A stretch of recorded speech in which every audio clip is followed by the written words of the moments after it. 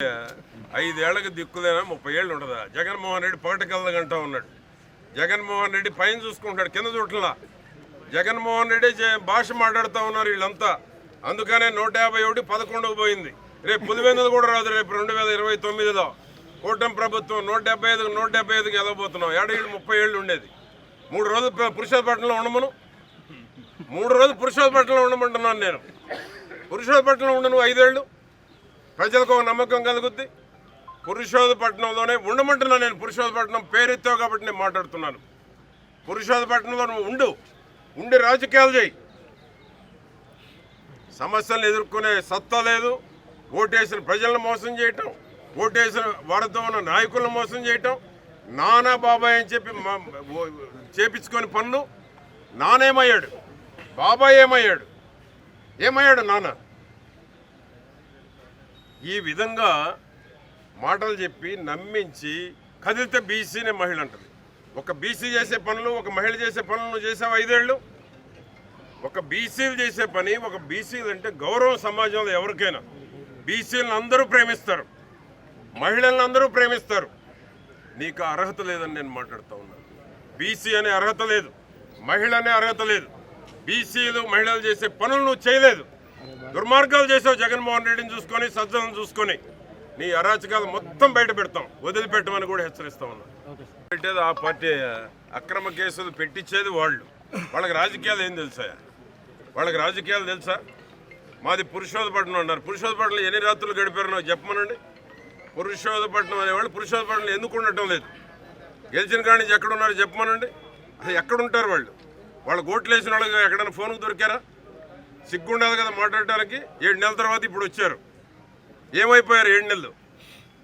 7 నెలలు ఎక్కడున్నారని ప్రశ్నిస్తూ ఉన్నాను. గుంటూరు సీటు కేటాయించగానే గుంటూరు పారిపోయారు. 5 ఏళ్ళు నీకు టైం ఇచ్చారు. గుంటూరు సీటు అనౌన్స్ చేయగానే చిలకలూరుపేట వదిలిపెట్టేశారు. ఏమైపోదు వాళ్ళకి ఓట్లు వేసిన వాళ్ళు? ఎందుకు పారిపోతూ ఉన్నారు అంటే సీటు కేటాయించగానే నీకు ఓట్లు వేసిన వాళ్ళు వదిలిపెట్టిపోతావు? గుంటూరు వదిలిపెట్టిపోతారా? ఎన్ని తప్పులు చేసావు నువ్వు? నా బహిరంగ చర్చకు వస్తారు. నేను కూడా అవసరం, మా పార్టీ నాయకులు వస్తారు. నువ్వు చేసిన అవినీతి మొత్తం బయట పెడతారు. ఎక్కడెక్కడ ఏం చేసావు, ఎక్కడెక్కడ అరాచకాలు చేశారు, మీరు, మీ మామ, మీ కుటుంబం మొత్తం బయట పెడతానికి మా పార్టీ నాయకులు సిద్ధంగా ఉన్నారు. రమ్మనండి. ఛాలెంజ్ చేయడం కాదు, మైకుల మీద మాట్లాడటం కాదు. అవినీతి, అరాచకాలు, అక్రమ కేసులు పెట్టి ఈరోజు నీతులు మాట్లాడుతూ ఉంటే, నీతులు మాట్లాడేటం అంటే ప్రజలు నమ్మే పరిస్థితుల్లో ఉన్నారా? నీకు 5 ఏళ్ళు ఇచ్చారు. పురుషోత్పట్నం నీకు 1000 మెజార్టీ ఇచ్చారు.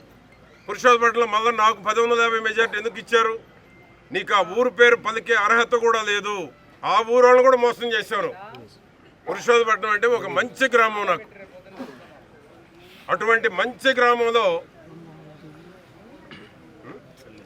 అటువంటి మంచి గ్రామాన్ని నీ యొక్క చేతగానే రాజకీయాలు చేసి, గ్రామస్తులను మోసం చేసి, ఓట్లేసిన ప్రజలను మోసం చేసి, చిలకలూరుపేట ప్రజలకు అందుబాటు లేకుండా ఎక్కడుంటున్నావో తెలియదు.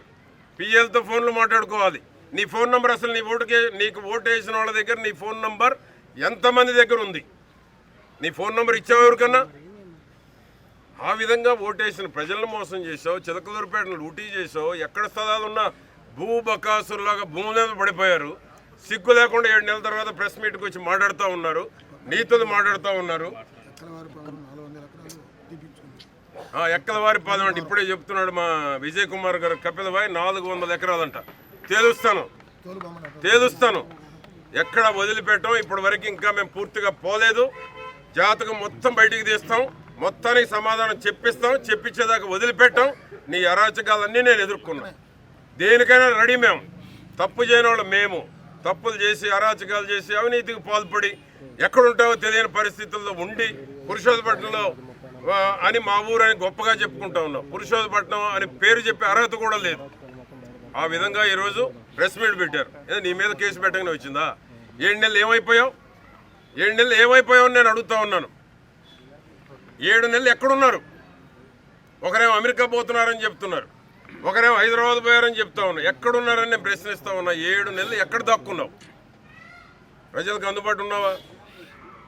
కాబట్టి గుంటూరులో పోటీ చేసావు. మరి అక్కడికి ఏం సమాధానం చెప్తావు? గుంటూరులో పోటీ చేసిన వాళ్ళకి పేటోళ్ళకి చెప్పదా? గుంటూరులో పోటీ చేసి గుంటూరు వాళ్ళకి పదకుండా దూరం అయిపోయింది అంటే ఈరోజు వచ్చి నేను కలబొది మాటలు చెప్తాను, నీతి మాటలు చెప్తాను, ప్రజలు నమ్మే పరిస్థితుల్లో లేరు. నీ అరాచకాలు మొత్తం బయటికి తీస్తాం, నీ దోపిడంతా కక్కిస్తాను, ఎక్కడ వదిలిపెట్టమని కూడా నేను హెచ్చరిస్తా ఉన్నాను. 30-40 ఏళ్ళు